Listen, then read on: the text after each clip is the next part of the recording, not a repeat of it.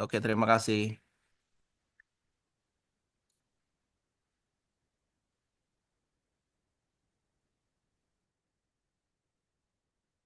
Assalamualaikum warahmatullahi wabarakatuh.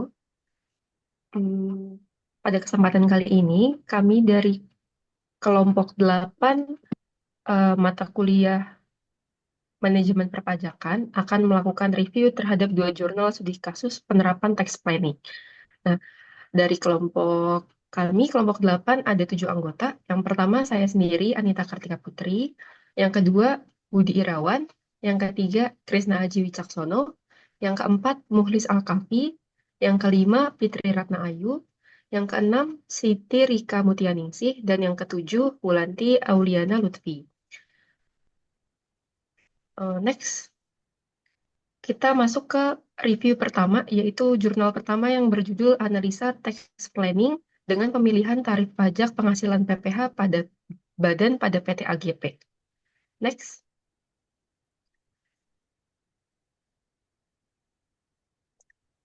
Yang pertama adalah identifikasi masalah dari jurnal yang kami pilih ini. Berikut adalah identifikasi masalah dari jurnal. Next.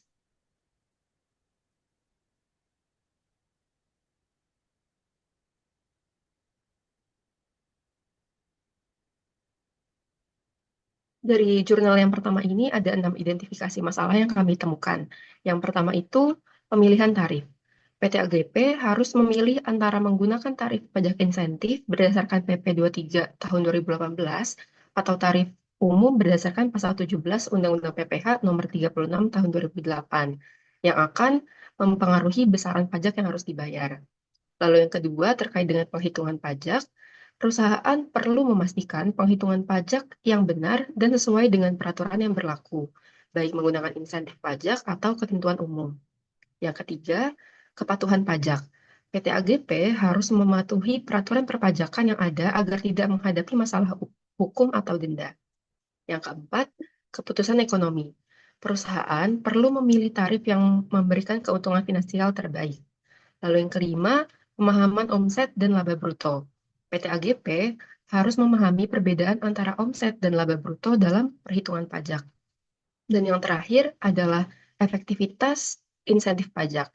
Perusahaan itu perlu mengevaluasi apakah insentif pajak PP 23 tahun 2018 itu lebih menguntungkan ataukah tarif pajak umum yang lebih menguntungkan.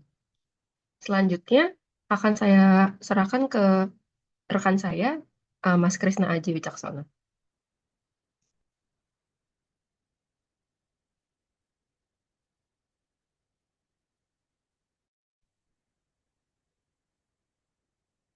Terima kasih. Mungkin Mbak Fitri bisa di next, Mbak, di sini.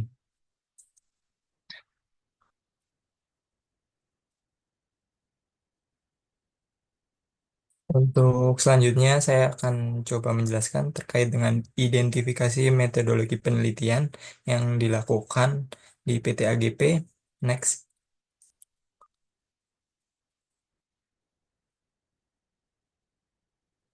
di mana dalam metode penelitian ini dilakukan dengan tiga cara. Di sini saya akan coba jelaskan terlebih dahulu terkait metodologi penelitian ini digunakan bertujuan untuk memberikan pendekatan yang terstruktur dalam menganalisis perhitungan pajak penghasilan atau PPh Badan PT AGP selama tahun 2018 sampai 2019. Di mana di sini ada tiga cara yang kita lakukan. Yang pertama adalah wawancara yang dilakukan dengan pihak PT AGP, Direktur dan staf pajak untuk memperoleh informasi terkait kebijakan perpajakan perusahaan. Hal ini memungkinkan peneliti untuk mendapatkan data lebih mendalam tentang kebijakan internal perpajakan perusahaan. Lalu yang kedua adalah observasi, di mana dalam penelitian ataupun identifikasi terkait metodologi penelitian ini, kita mengamati langsung laporan laba rugi dan kegiatan perusahaan untuk memperoleh bukti nyata tentang pelaksanaan perpajakan di perusahaan PT AGP. Lalu yang ketiga adalah dokumentasi, di mana dalam hal tersebut kita menggunakan data sekunder berupa laba laporan laba rugi PT AGP tahun 2018 sampai 2019. Daftar rincian peredaran bruto PT AGP yang telah dilaporkan ke KKP, dan peraturan dan undang-undang terkait perpajakan yang relevan. Di mana pada hal ini kita memeriksa dokumen-dokumen tersebut untuk kebutuhan validasi hasil wawancara dan observasi. Next.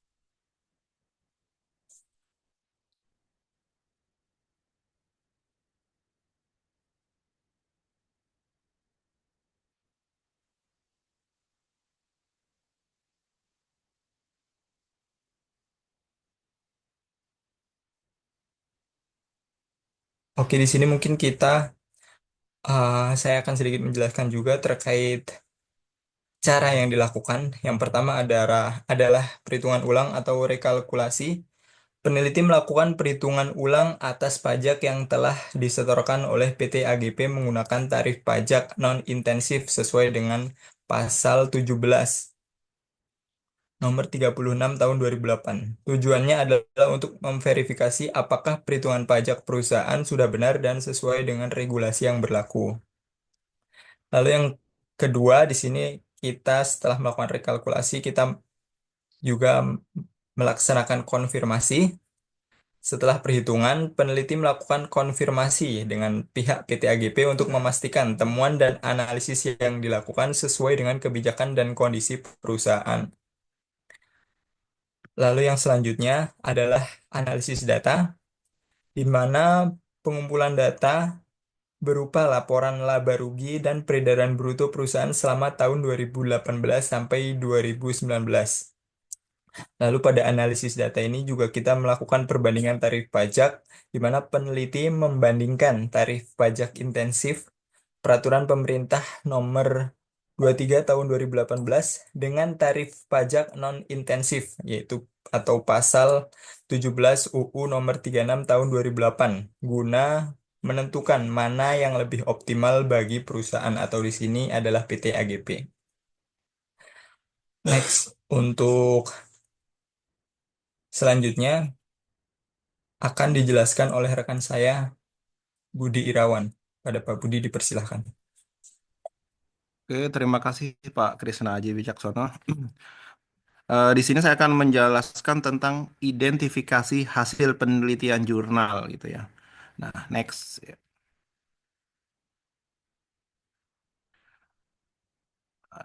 Di sini akan berisi tentang analisa tax planning, pemilihan tarif pajak penghasilan PPh Badan PT AGP jika menggunakan dua perbandingan ya. Perbandingan menggunakan aturan PP 46 yang 2013 itu yang di 2018-nya masih karena ada peralihan ya atau dia yang juga nanti pada saat 2018 itu menggunakan eh, PP 23 tahun 2018 lalu nanti akan dibandingkan jika menggunakan yang tarif umum. Tarif umum itu berarti menggunakan pasal 17 ya, pasal 17 Undang-Undang Nomor 36 tahun 2008. Tapi inti dari sebelum saya menjelaskan lebih lanjut mengenai analisa tax planningnya gitu dari PT AGP gitu ya. Sebelumnya saya ingin eh, mereview lagi apa itu tax planning ya. Tax planning itu tujuan utamanya adalah bagaimana perusahaan bisa membayar pajak secara efisien gitu ya, efisien ya. Namun tidak melanggar gitu ya. Tidak melanggar aturan perpajakan gitu ya. Nah, di sini kan ini dua tax planning ini tidak melanggar perpajakan karena di perpajakan ada aturannya semua. Boleh menggunakan eh, insentif ya PPh final UMKM ya dengan syarat tapi ya dengan syarat penjualannya dalam setahun itu tidak boleh lebih dari 4,8 miliar. Nah, saya lihat nih 2018 masih belum 4,8 miliar, tapi 2019-nya sudah 4,8 miliar gitu. Namun karena 2019-nya ini PT AGP walaupun sudah lebih dari 4,8 karena di tahun 2018-nya omsetnya masih di bawah 4,8 dan juga perusahaan AGP itu baru berdiri gitu ya, masih boleh karena PT ini ada batasannya menggunakan PPh UMKM. PPh UMKM ini pertama kalau untuk PT itu 3 tahun sejak mendapatkan NPWP ya, atau sejak berdiri ya 4 tahun. Kalau untuk CV, firma dan lain-lain itu 4 tahun. Kalau untuk orang pribadi 7 tahun. Nah, sedangkan di tahun pertama 2018 itu masih boleh menggunakan UMKM gitu ya, masih menggunakan UMKM, dan saya lihat di sini rugi gitu ya, ada kerugian gitu ya. Tapi dia sudah menggunakan UMKM. Nanti kita bandingkan gitu ya, bagaimana apabila PT AGP ini menggunakan UMKM, PPh final UMKM ya, atau lebih untung menggunakan yang PPh pasal 17 gitu ya. Nah, itu seperti apa gitu ya. Nanti kita cek di perbandingannya. Next ya. Next. Oke. Next saja ya. Halo.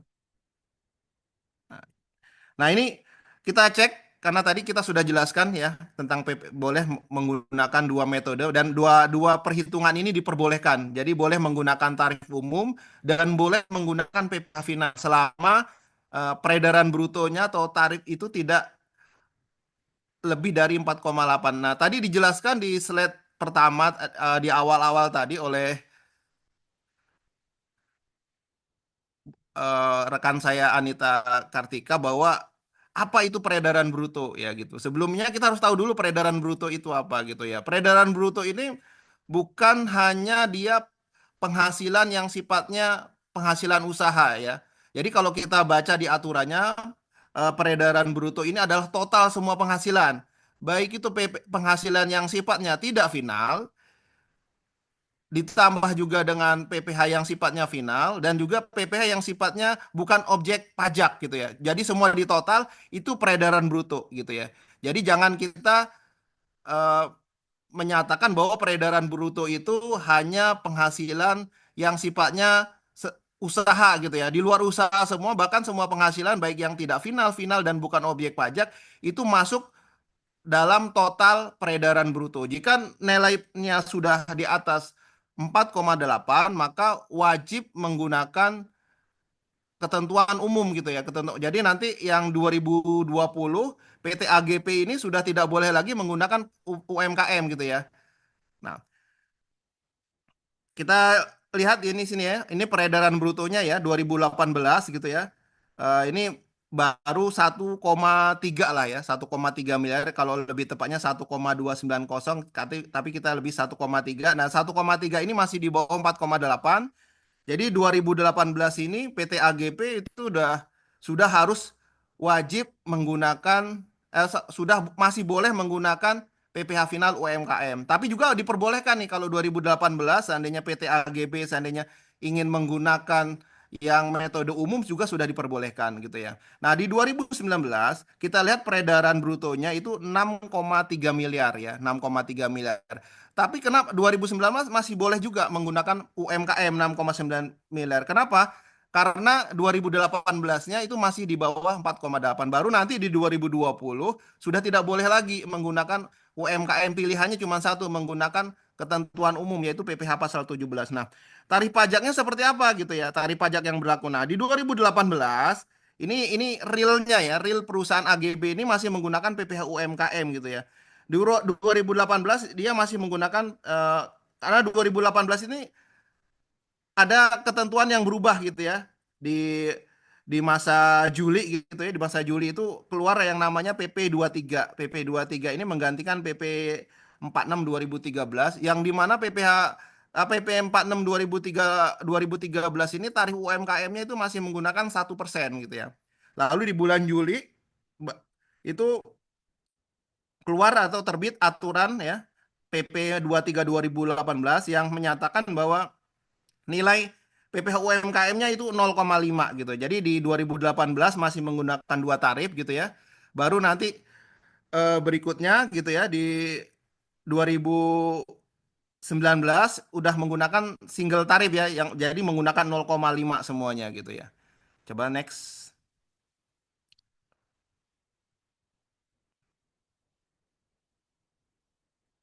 Oke. Nah, ini sedikit saya nggak apa-apa ya, ringkasan penelitian ini. Ringkasan penelitian ini sebenarnya tadi ya, bagian dari ini adalah pertama adalah perhitungan pajak terutang gitu ya. Nah, jadi ini perbandingan bagaimana kalau seandainya di 2018 itu dan 2019 itu, bagaimana kalau dia menggunakan tarif PPh UMKM gitu ya? Bagaimana dan bagaimana juga jika mereka menggunakan tarif umum gitu ya? Tarif umum. Yang pertama adalah kita 2018 ya.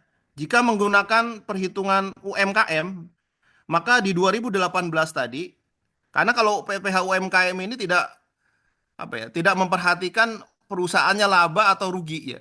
Jadi kalau menggunakan PPh UMKM intinya dari bruto tadi, dari omset bruto tadi, berapa nilainya peredaran brutonya gitu ya. Lalu dikali dengan PPh final UMKM, yaitu yang kalau 2018 tadi ada dua tarif, ada 1 dan 0,5. Walaupun perusahaan rugi gitu ya, tapi tetap digunakan,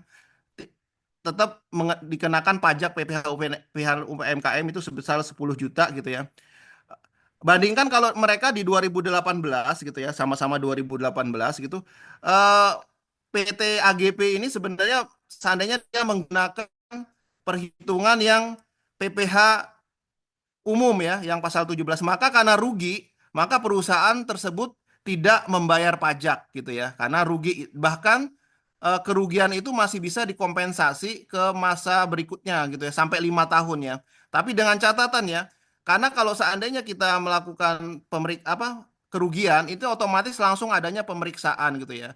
Dengan adanya pemeriksaan ini diharapkan pada saat kita memilih, seandainya memilih ketentuan umum, maka data-data atau dokumen kita harus benar-benar sudah lengkap atau siap. Karena kalau data kita tidak lengkap, yang tadinya kita tujuannya untuk menghemat, tapi nanti ujung-ujungnya malah kita kena sanksi pajak yang lebih besar gitu ya.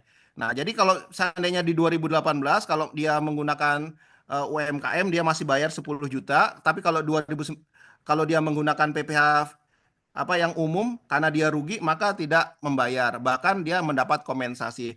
Lalu berikutnya sama di tahun 2019, jika PT AGP ini menggunakan PPh final maka dia tetap akan membayar yang tadi ya, yang dari 6,3 tadi langsung dikali 0,5 gitu ya. Jadi dia akan membayar pajak nih, membayar pajaknya gitu ya. Tapi kalau seandainya dia masih menggunakan ketentuan umum, maka pembayaran pajak tadi misalnya di sini kan ada laba nih. Dari laba nanti ada namanya laba fiskal gitu ya. Nanti dari laba fiskal tadi nanti akan dihitung baru tarif pajaknya. Tapi bila dia menggunakan ketentuan umum, maka karena nilai yang labanya tadi, laba fiskalnya tadi masih di bawah kompensasi ya. Jadi kompensasi yang kerugian tahun sebelumnya itu lebih tinggi. Maka kalau menggunakan ketentuan umum, maka di tahun 2019 ini PT AGP tetap tidak membayar gitu ya.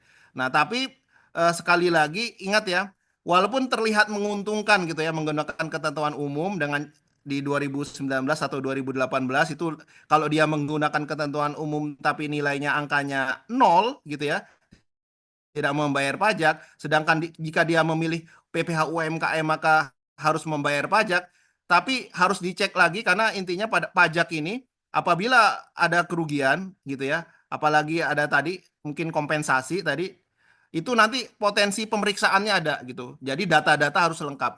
Menurut saya kalau seandainya data tidak lengkap, atau mungkin biasanya kan kalau perusahaan baru berdiri biasanya usahanya masih belum bagian keuangan masih kadang dokumentasinya masih berantakan, lebih baik menurut saya menggunakan PPh final UMKM. Namun apabila data semua sudah lengkap, dokumen sudah lengkap, saya sih lebih menganjurkan menggunakan yang tarif umum gitu. Kenapa? Karena jika menggunakan tarif umum, maka di 2018 dan 2019 maka PT AGB ini akan bisa membayar pajaknya 0% tapi tidak melanggar aturan gitu ya. Nah, mungkin itu aja penjelasan dari saya. Untuk penjelasan berikutnya akan disampaikan oleh rekan saya Muklis Al-Kafi. Kepada rekan saya Muklis Al-Kafi, saya persilakan. Baik, melanjutkan penjelasan dari rekan saya sebelumnya. Boleh di next, Kak. Jadi kesimpulan dari jurnal yang pertama itu sendiri, yakni PT AGP membayar pajak berdasarkan peredaran bruto tiap bulan sesuai dengan tarif pajak yang berlaku pada tahun 2018 dan 2019. Pada tahun 2018, meskipun perusahaan mengalami kerugian, pajak yang terhutang tetap dihitung berdasarkan tarif insentif pajak yang berlaku, karena perusahaan memilih untuk menggunakan tarif final, yakni PP 46 dan PP 23. Pada tahun 2019, meskipun peredaran bruto melebihi 4,8 miliar, namun perusahaan tetap dapat menggunakan tarif pajak insentif 0,5%.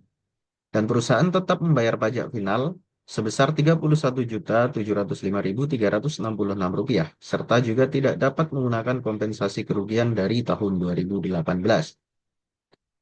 Jika PT AGP beralih ke tarif non-insentif pajak, pajak penghasilan yang terutang akan nihil karena kerugian yang tercatat pada kedua tahun tersebut. Baik, next. Selanjutnya kita akan masuk kepada jurnal yang kedua, yakni analisis penerapan tax planning pajak pertambahan nilai terutang pada CV Arya. Next. Berikut untuk identifikasi masalah dari jurnal tersebut. Nah, untuk jurnal yang kedua ini lebih sederhana dibandingkan jurnal yang pertama. Identifikasi masalah hanya ada dua, yakni yang pertama fluktuasi PPN terutang yang terjadi selama tahun 2020.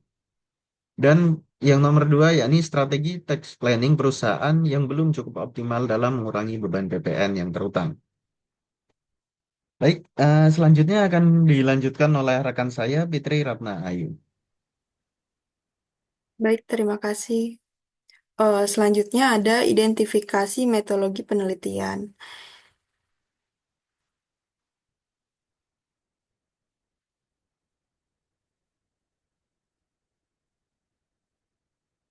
Metodologi penelitian ini dibagi menjadi 4. Yang pertama ada jenis penelitian. Penelitian ini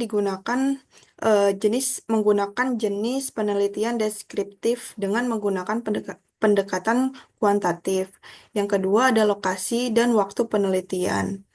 Lokasi penelitian ini dilakukan di CV area yang berlokasi di Jalan Raden Saleh nomor 23, waktu penelitian selama 23 Maret sampai dengan 2 Juli 2021. Sumber data yang digunakan dalam penelitian ini adalah sumber data primer dan sekunder, dan yang keempat ada teknik pengumpulan. Teknik pengumpulannya itu data atau adapun teknik pengumpulan yang dilakukan oleh peneliti adalah dokumentasi, observasi, wawancara, dan studi kepustakaan.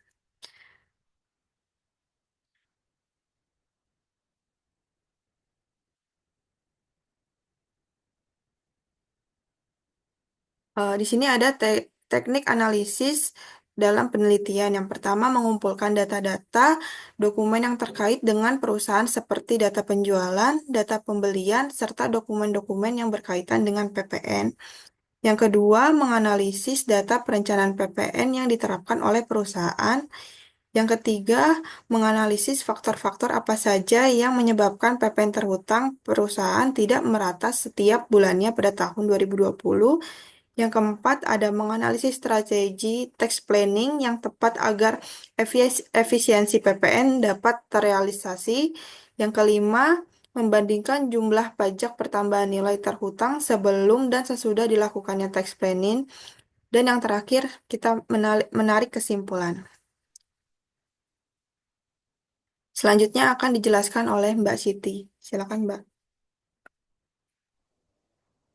Baik, untuk selanjutnya terkait dengan identifikasi hasil dari penelitian jurnal. Next, Mbak.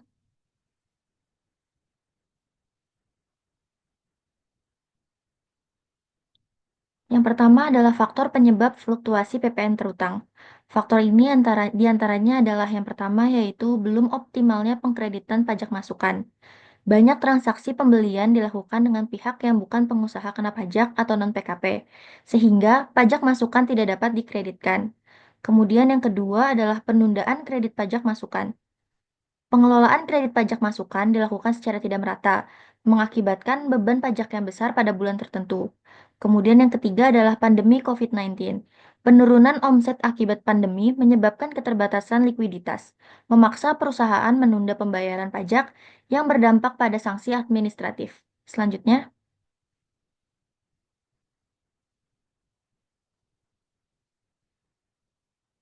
yang kedua adalah strategi tax planning yang dievaluasi.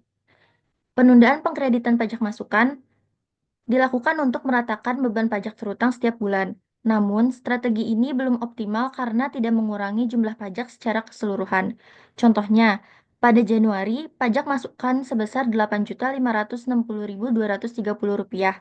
Sebelum tax planning menjadi Rp7.448.550. Setelah tax planning, pajak yang ditunda dikreditkan pada bulan Februari. Kemudian hal serupa terjadi pada bulan November, di mana pajak masukan sebesar Rp11.990.500 sebagian dikreditkan ke Desember. Kemudian pembelian BKP atau JKP kepada PKP. Perusahaan banyak melakukan pembelian kepada non-PKP, sehingga pajak masukan tidak dapat dikreditkan. Simulasi menunjukkan bahwa jika seluruh pembelian dilakukan kepada PKP, jumlah pajak masukan meningkat dari Rp29.292.980 menjadi ke Rp50.748.942. Efisiensi pajak terutang juga meningkat dengan penghematan sebesar 31,15% atau sebesar Rp21.455.962. Next, selanjutnya akan dibahas oleh Mbak Wulan. Baik, terima kasih Kak Siti. Untuk selanjutnya adalah perbandingan strategi tax planning. Nah, dari Kak Siti tadi dijelaskan ya, jadi ada dua strategi yang pertama telah dilakukan oleh perusahaan dan yang kedua adalah yang diusulkan oleh peneliti. Nah, dari kedua strategi ini ternyata penggabungan strategi penundaan pengkreditan pajak masukan dan pembelian BKP atau JKP kepada PKP memberikan hasil yang lebih optimal. Hasilnya adalah penghematan pajak terutang yang signifikan dan pengurangan fluktuasi beban pajak setiap bulan. Jadi untuk yang strategi dari perusahaan itu adalah efektif untuk per masa, sedangkan masukan dari peneliti itu efektif untuk per 1 tahun, yaitu mengurangi beban pajak. Next, Kak.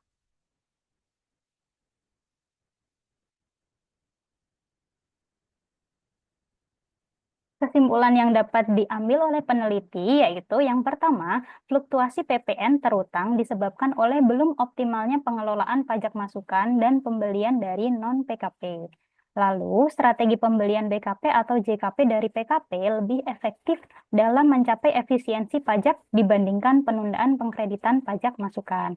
Dan yang terakhir, penggabungan kedua strategi dapat mengurangi PPN terutang sebesar 31,15%. Jadi di sini penulis atau peneliti menyarankan bahwa strategi dari perusahaan sebelumnya tetap bisa dilaksanakan. Kemudian ada strategi tambahan yaitu pembelian pajak masukan dari dari PKP, mohon maaf.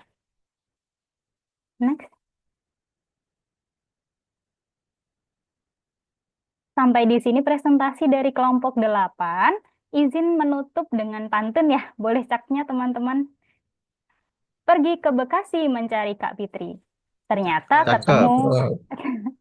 ketemu di Raja Ampat. Sekian presentasi dari kami, semoga bermanfaat. Wassalamualaikum warahmatullahi wabarakatuh. Waalaikumsalam warahmatullahi wabarakatuh. Waalaikumsalam warahmatullahi wabarakatuh.